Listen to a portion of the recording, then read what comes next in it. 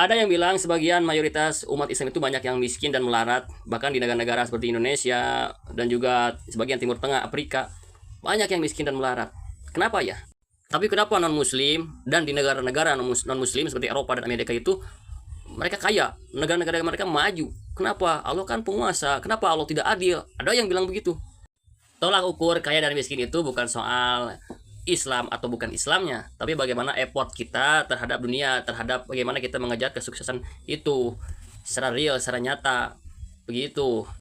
Dan juga di kehidupan ini tidak akan ada yang namanya orang kaya semua. Pasti ada orang yang kaya, menengah, serta bawah.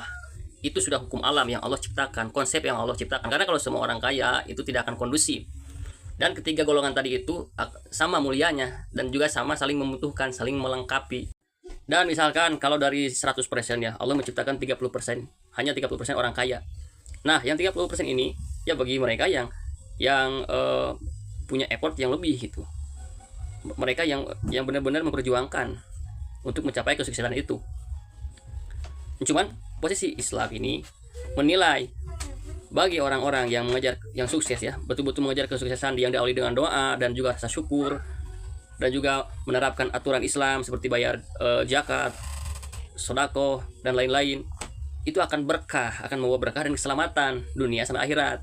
Tapi bagi mereka yang tidak mau mengikuti Islam, ya itu tidak akan menjadi berkah dan juga tidak akan membawa keselamatan di akhirat.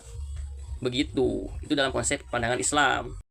Meskipun semua orang tidak bisa kaya, tapi semua orang bisa sejahtera.